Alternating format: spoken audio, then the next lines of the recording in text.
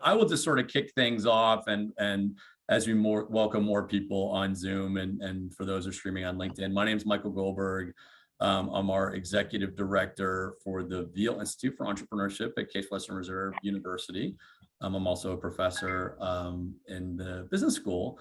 And speaking of business school, it's fun to welcome my Wharton classmate and friend, Monica Hooks, to our entrepreneurship speaker series.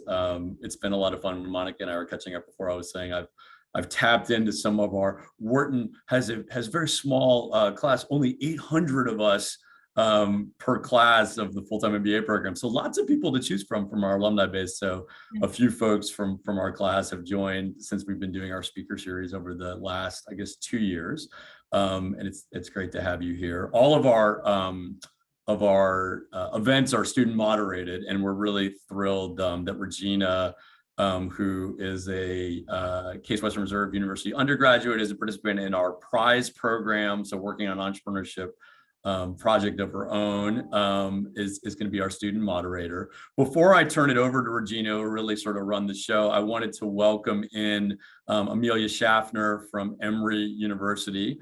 Amelia and I, in the world of when I first started my new job at Case, we had actually connected, and then we saw each other in person at a conference that brings together other leaders of entrepreneurship centers. And she had mentioned, because of her proximity in Atlanta and being familiar with Monica's work, so I said, hey, let's join our session today. And actually the session, Amelia, that we saw each other at was around the ecosystem in Atlanta and the work that Emory does. So Amelia, I wanted to say thank you and welcome today. I don't know if you wanted to say a word or two about your work at Emory before we officially kick things off.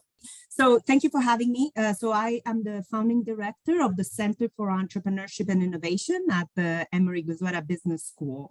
And our focus is really threefold. We focus on entrepreneurship, on early stage investing, and innovation. And it's great to be part of this conversation because Monica and I are part of a couple of groups actually where we're involved, because Atlanta is a small city despite being like a numerous city. And so there's a lot of ecosystem efforts where we cross paths frequently actually, and it's a very supportive community. The universities are very friendly to each other within the city, and we do a lot of collaborative work, so it's great to be here. Thanks for having me, Michael. Great, thanks. And it's interesting in the world of sports rivalries, we're Emory and Case Western Reserve, we're Division III, but we're in the same UAA sport, so we play each other in sports, and we've been looking for ways to collaborate across universities in addition to competing in sports. So it's great, Amelia, to have you here. So with that, let me turn it over to Regina, who's going to run the show. And like always, we really do want to hear, I know Regina will probably make a comments, but we want to have this be as interactive as possible. So we look forward to hearing your questions if you're here on Zoom or on LinkedIn Live. But over to you, Regina. Thank you. Hi, everyone. Thank you so much for being here today. So my name is Regina Sosa. I'm a third-year international business and international studies major here at Case Western Reserve University. And it is my pleasure to be here today and to help moderate this event. I will introduce our guests shortly. And after a few words from them, we will open the floor up for discussion. Please feel free to use the raise hand function, unmute yourself, or type a question in the chat. Thank you for remaining muted otherwise. Without further ado, our amazing guest received her bachelor's degree in political science from Dartmouth College and her MBA from the Wharton School of the University of Pennsylvania. She began her career at Sony Music Entertainment, where her role ranged from product management to international marketing. In 2004, she founded Moracle, a marketing innovation agency whose mission is to connect business, media, technology, and culture. Our guest is the current executive director of Atlanta's Women's Entrepreneurship Initiative, where she is responsible for innovation policy, financial capacity building, and entrepreneurship retention and development. Please join me in welcoming Monica Dolores Hooks. Thank you so much, Regina. And thank you, Michael, and to the whole Case Western community. It's such a pleasure to be here. And I hope that we have a fantastic conversation about entrepreneurship. And Amelia, thank you for helping to represent Atlanta and our wonderful ecosystem. Thank you, Monica. We would like to open this session up for discussion. I have a few questions to get us started, but again, please feel free to jump in. Monica, can you start off by telling us a little bit about what motivated you to go into entrepreneurship and supporting women founders? Well, yeah, the first part of entrepreneurship, I grew up at a time when the city was starting to put policy in place to support entrepreneurs and small businesses. And that was under the leadership of Mayor Maynard Jackson. And that was kind of very, very progressive at the time. A city so diverse and with a very, very interesting history around culture and diversity, and now creating economic mobility for a lot of people. It's kind of in my DNA. But with regard to supporting women in entrepreneurship, I often say to my peers, I made all the mistakes that a woman could make in entrepreneurship. I left my corporate career without capital. I left without a strategy, and I left without a really focused, laser focus vision about the solution that I was trying to provide. And so that just created a lot of obstacles. You know, I kind of went out there with my ego and bluster, and I had, so much experience that I thought that would be enough. But you really do need those three things: capital, strategy, and a focus. So can you tell us a little bit about how those obstacles you faced leaving the corporate realm, entering entrepreneurship, have helped you advocate for women on entrepreneurship, especially those in Atlanta? Well, sure. I mean, I've experienced it firsthand. And I think entrepreneurship is a very, very unique experience and a journey as a professional. And it's different from being in corporate America. Or just in corporate life. I mean, a multinational corporate, I shouldn't say corporate America. And I think those nuances and those experiences that you have as an entrepreneur, trying to start something from nothing is very, very difficult. It's very different than being in a system where you've got support and infrastructure and frameworks and resources. So all of those, it doesn't translate easily. And I think that I've got a very unique perspective in that I experienced that difference, and I can speak to it as a lived experience. And I'm very passionate about it because it was painful during the time. Yeah, I mean, entrepreneurship is definitely a different experience for everyone, but I am sure that your experience is really valued in the work you do to this day. Taking a step back, can you tell us a little bit about the disparities between men and women in the entrepreneurship space, specifically unique challenges women in Atlanta face? Yeah. Sure. I think so. Men and women are different. That's the biggest thing. And so we process through problems differently. We manage people differently. We prioritize things differently. And there's no right or wrong to that.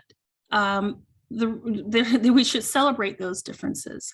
But I will say that the broad framework of entrepreneurship has not been set up for women. So when you get into the space, you may not, for instance, have a general knowledge of finance because you didn't hear it at the dinner table. And even though you manage your household, you've never put together a P&L. And so that intimidates you, but it shouldn't, because you're already doing it and you do it in many of your experiences. And I think it can be very challenging for women in this space to say, oh, well, I've never put together a P&L, so I'm going to let that intimidate me. And I think that there are actors in this space that prey on that. But the bottom line is that as an entrepreneur and as a business professional and as a CEO, you've got to have that confidence in yourself regardless, and figure out how you can work within the system. So I could go on and on about, whether it be capital invested in women or, different programs and how they're set up and whether they're for men or women or they're gender specific. All of those things exist, but they exist in the real world. I think the biggest opportunity for women is to acknowledge the differences and to be authentic in their experience with it regardless and know that the way that women lead companies has been proven to be successful. Like there literally is data around that. I think there's a study from BCG that came out in 2018, and it says that women on average generate a return of 10% more than our male counterparts. So there, again, there's no right or wrong to it, just acknowledging the differences, knowing that may play out differently for you as a woman leader, and embracing it and having confidence in it. Yeah, definitely. Women definitely have the power to do something big, as you say, and the conversation starts like right here talking about it. It seems like we have a question in the chat. Kimberly, if you would like to unmute yourself and ask Monica. Hi, Monica. Hi, Thanks Kimberly. for sharing with us today. So I was thinking about you talked about the difference between being in corporate settings versus an entrepreneurship setting. So I'm going to preface this because I heard this, I think just this morning. It was Simon Sinek. I was listening to something actually. Yes, it was. That everyone who's in small business is not an entrepreneur. And entrepreneurs can be folks who are in a large multinational corporations, right? Thought process and approach and such. Yet at the same time, I was interested when you said that, it's different and maybe we don't have those same skills. So what core skills that you acquired in corporate translated over when you made that transition into entrepreneurship? The biggest skill I think from corporate that translates into entrepreneurship is the squeaky wheel skill. Ask for what you want, advocate for what you want, be loud about it. And I think that's one of the most important things for entrepreneurship, which just translates into will. But I think that's how it manifests in a corporate setting, that the squeaky wheel gets the oil, they get assignments, they get recognition, and that is a clear translation in entrepreneurship. And I think it's a foundational trait for successful CEOs. Stemming back into the corporate realm, Monica, do you think that the glass ceiling exists in entrepreneurship to the same extent that it does in the corporate realm? Probably, but I'm going to have a different take on it. But it shouldn't matter to the success of the women in this audience because we can't allow it to. I think that the trick there is to, again, know where the obstacles are, figure out your strategy to get around them, because if you figure it out, you will likely break that ceiling. But yeah, that's probably there for sure. I mean, we certainly see it in, again, statistics like, I was laughing with a colleague about the investment of capital in women, and it's 2%, but it's been 2% for like 2,000 years. And we're like, if we can just get it above that, I mean, people have been citing that 2% for a very long time. So yeah, certainly. Thank you. Can you speak to some of the WEI initiatives to support women entrepreneurs and break that ceiling? Yeah, for sure. So for people in the audience that don't know about the Women's Entrepreneurship Initiative, which we call WE in Atlanta, it is an initiative that came out of the mayor's office in 2015. Centered around two principles, that women are the center of our communities, they're center of our households, center of our communities, and they're a prerequisite for strong communities. And then the second principle is that, women working out of their homes is not scalable, which is how a lot of businesses start. So we want to create an initiative and an incubator that would put the resources and the framework and the infrastructure around these entrepreneurs to build their businesses and to scale. In 2018, we transferred from the city of Atlanta, through the mayor's office, into Invest Atlanta, which is the economic development agency for the city of Atlanta. And that's been fantastic because it's truly aligned with our mission. So the mission for the WE program is to elevate, engage, and empower entrepreneurship through women. And Invest Atlanta has a mission to make Atlanta the most economically competitive and dynamic city in the world. So we think that that's aligned because we think that women are really important in Atlanta, and that we should provide, all the framework for them to contribute to economic development and mobility. When I came on to the program, this is the unique thing, I was actually in the inaugural cohort for the program. And, at a part of my entrepreneurship journey where I was in a valley, and I really needed to kind of go back and retrace my steps. And it built so much of my my experience in New York. I did not have the social capital in Atlanta professionally to launch a business. And so I felt it would be really important to be a part of this program.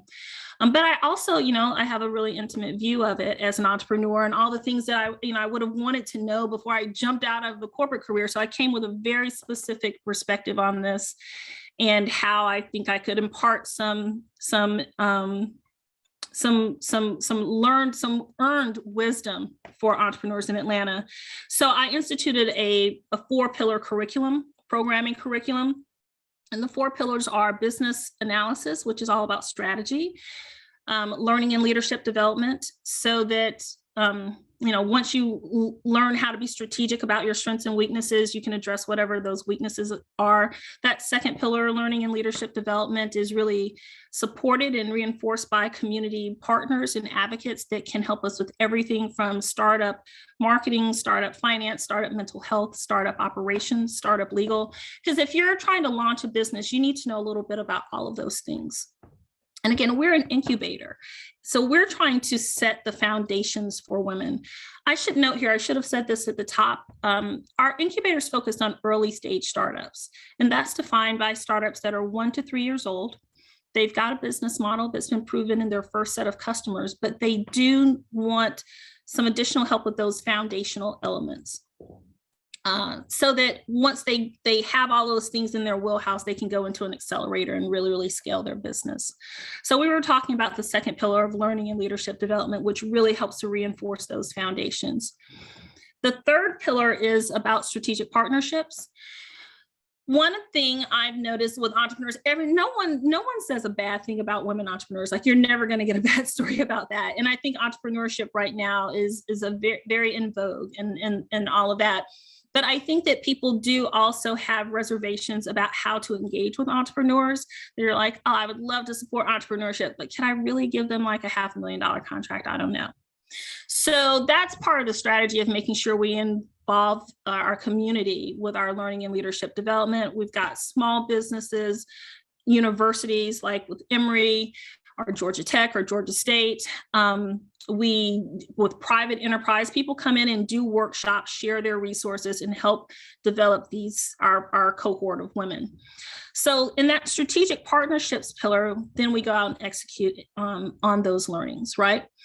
At that point, you've got community partners who can say, I've seen the work that's being done with business A. I knew they were having an operations issue, but now that's been sorted. We've been working through it. I think they'd be really good for a pilot with UPS or something like this.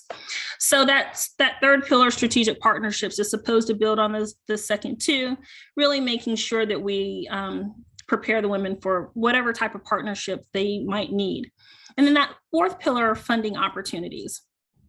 I think that women are not, people don't educate women about finance in a broad way, the way that we educate men. And this is a broad statement. I'm not saying that it doesn't happen, I'm saying broadly. So I'm really, really passionate about women understanding all the different types of capital out there and when and how to use them. Some businesses can be bootstrapped and should never go for VC or equity investment. When you're at this stage, which is early stage startups, I'm a huge fan of microgrants. I do not think you need $100,000 to prove a thesis. I think you need 5, 10, or 15. And I think as a woman, if you do that with that constraint, when you go ask for your pre-seed or your seed or your Series A, you should ask for 10 million because you've already proven it with a very, very focused and conservative budget. I think that some businesses should really go for loans because they were able to bootstrap it, but you can't scale and hire 500 people by bootstrapping. So you should get, a loan from Invest Atlanta or access to capital for entrepreneurs to, partners, obviously, with this program. Well, Invest Atlanta is obvious, but ACE is also a partner. You should get that 1 or 2% loan. You should not use your credit card at 13, 14, or 20%. All of these things go into this part of the pillar, just breaking down how capital can be a tool, and it can be a tool that you use at different parts of your journey. And so that's an overview of the program. We do 15 businesses for 15 months historically. I actually, in 2022, am going to change that now that I've run the program for a couple of years. We will do 15 weeks of programming for 15 businesses. So the change is, instead of having one cohort every 2 years, we will have 2 cohorts every year. And we're going to start that in January of 2022. One thing I think I mentioned at the top when I talked about the thesis for the program, we're located in a historic building in downtown Atlanta, the Flatiron Building. And it's kind of like our own personal WeWork. We're on the top floor. It's an environment that really elevates women. It makes you feel like a boss when you walk in, and that's on purpose.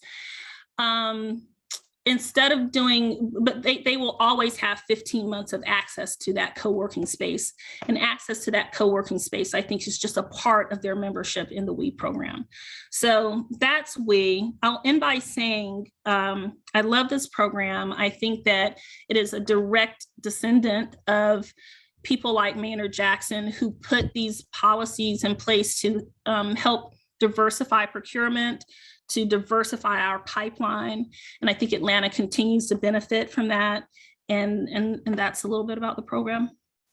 Thank you, Monica. That was a great overview. I'm happy to hear about WE's amazing work in Atlanta. Professor Goldberg, go ahead. Great. Thank you, Regina, for calling me. And great job moderating. This has been a lot of fun. So Monica, it's funny, you and I both, sitting among our cohort at Wharton, both kind of jet off to the private sector, and then 20 odd years later, both end up in situations where we're supporting entrepreneurship, but in your case, in a government role. In my case, it's sort of a university role. We take our experiences from the private sector and then try to assist in different ways. And I'm sort of curious and I live it because of some of the administrative challenges I think we have at a university and sort of getting things done. I think for those of us that haven't gone in to government, and I recognize that in some ways you're in a unique position, and perhaps it's not a traditional government role, and though you're supported by government. But I'm wondering if you could sort of talk about the role of government in supporting entrepreneurship, because there are some folks that might be like, hey, given the many things that government needs to be involved with, the social services, the whole host of things that healthcare government needs to do, what is government doing involved in entrepreneurship? So I'm sort of curious, particularly given your background, which was not in this realm at all, your perspective on that role in government, and has it evolved at all as you've taken this role? Well, it's certainly evolved, for sure. So let me talk about our metrics. The WE program is measured by number of jobs created and the amount of capital invested in our entrepreneurs. So we are currently, between the past 3 cohorts, at over 630 jobs have been contributed to the economy in Atlanta. And 3.1 million has been invested in these businesses. Through, be it grants, loans, private investment. And so I think when you make that contribution to the city from an economic development lens, that is, it's significant. And I think that can be built upon. Especially, then Michael, when you talk about the Great Resignation, right, this thing, right? And so there's been a record number of women starting businesses. And I hope that I'm able to access some data on that in the near future, because my hunch is that a lot of women think they have to start these businesses for whatever reason, whether it's real that they have to or not, they do, because we see them starting in record numbers. So you got to support that.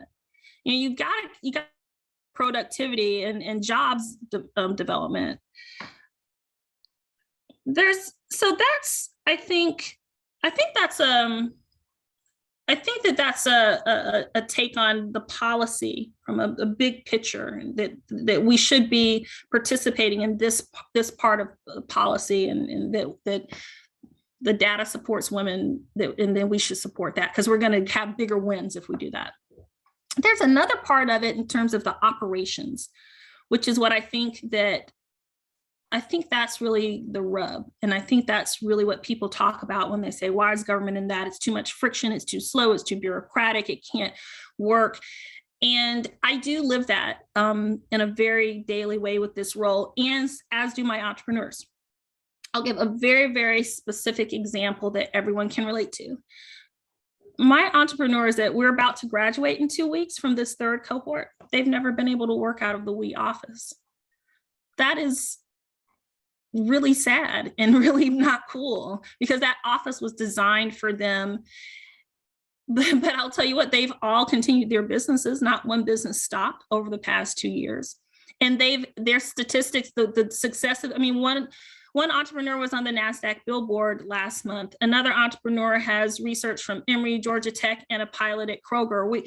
They're thriving, but they couldn't use the office, and they really needed the office. And there was nothing I could do to change that, because government buildings were closed. So there's an inherent friction in terms of the tenor and the tone and the temperament of entrepreneurship, which is aggressive. It should be aggressive. You should ask for forgiveness and not permission. I believe that. And government, which has a lot of consideration for liability and for making sure that it is equitable and objective. And that's not always what entrepreneurship is. So yeah, it's certainly evolved. I still, and like in the face of that, I still advocate for the city and programs like this. Because if the city didn't do it, there are really some brilliant women out there that wouldn't get access to this information because they didn't get it through those other more communal or social environments. They were just never exposed to it. Awesome, thank you. Yeah. Thank you, Monica. Let's jump over to Alex. Alex, feel free to unmute yourself and introduce yourself. Hi, thank you so much. My name is Alex Weber-Balzer. I'm a double alum of CASE and the Rollins School of Public Health at Emory. I'm in the early stages of entrepreneurship. Decided in July of 2021 that that's what I wanted to pursue. And actually I've had the pleasure of sitting in on some of the calls that Ms. Schaffner's provided at Emory and some of the webinars. My question is sort of an operational. I'm not quite there. I'm in the early stages. I'm not quite ready for an application to WE yet, but I'm in Atlanta and it's on my radar. I'm a public health professional. I'm an epidemiologist. And my question is around kind of the early stages. It's related, I guess, a little bit to capital, but healthcare is attached to current jobs. And without getting into the policy and the complicated nature of that entire beast, is your organization, WE, or any other organization that you're familiar with, putting resources towards some sort of co-op programming or some sort of group programming where entrepreneurs could band together and get healthcare? I know this exists in places like the Farm Bureau and religious organizations, but I've yet to find it for entrepreneurs. You mean to consolidate resources so that you can provide health care for your business, right? Healthcare for myself and my employers. Yes. Yeah. So we actually, one of our partners is the Women's Chamber of Commerce, and they have a really strong health. Well, they have a great option for healthcare. You do have to have at least 4 employees, but it is an exchange of entrepreneurs, and it's facilitated through the Georgia Chamber of Commerce and the Women's Chamber of Commerce, which is based here in Atlanta. I'd be happy to connect you with Jill Goldrich, who's the president of the Women's Chamber of Commerce. That's one of the critical things that she offers for women-owned businesses. I actually did an event with her a couple of weeks ago and met another woman there who provides health insurance for entrepreneurs and their employees, and has an exchange. And I'd be happy to try and find that and connect you with her as well. I think that this is not an unusual problem. It's something that I'd like to add to our program, because the stress of not having healthcare is very real. And I remember that as an entrepreneur.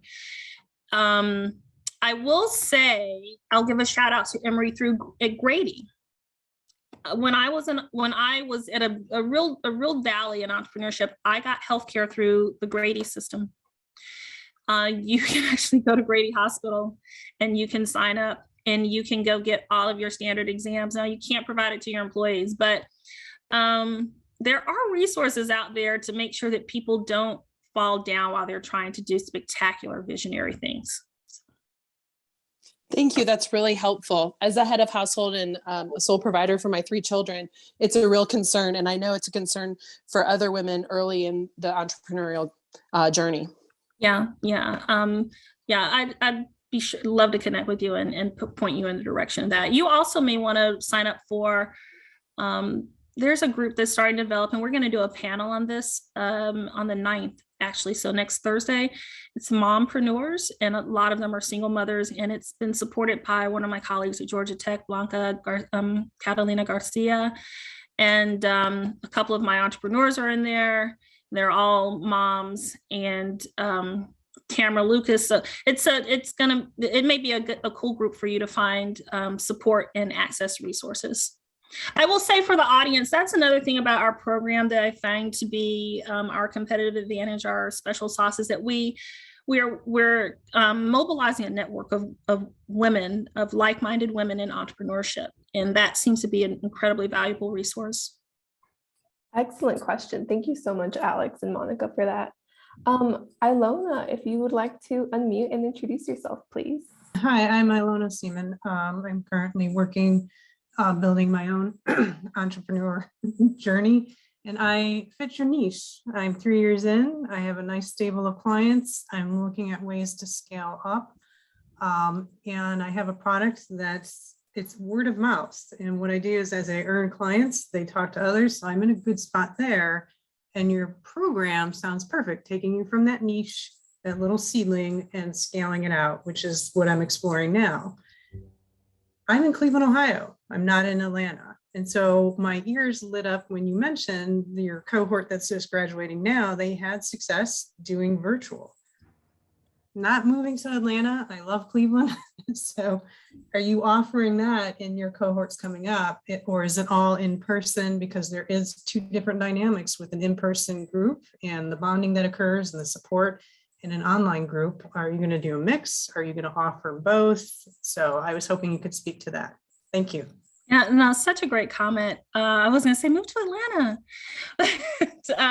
for 6 months. That's a hard no. I'm a freeze baby, so yes, in a heartbeat, I would move to Atlanta. I love Atlanta, but family obligations. Absolutely. And because it's a seedling, I do have, as just the prior speaker just mentioned, a steady job and a network with healthcare and so forth. The company not quite yet is ready to move to southern environments. So, yeah. Monica, I'm not going to invite you back if you take all of our talent from Cleveland. I'm not going to do that. I promise. No, I love this comment, and I love everything I'm hearing from you. Don't leave your job. Don't do that, and continue to water the seedling. So, I don't have any immediate plans to take the program out of Atlanta, but I do have plans to take it out of Atlanta in the future, to scale it out of Atlanta in the future, because I think that the formula and the framework that we've developed here is something that's scalable. And I think it would complement places like Case Western in the way that we complement Emory or Georgia Tech or Georgia State. Now, because I'm not doing it in the near future, it's Iona. I hope I didn't mispronounce. Ilona, yeah. Ilona, so much.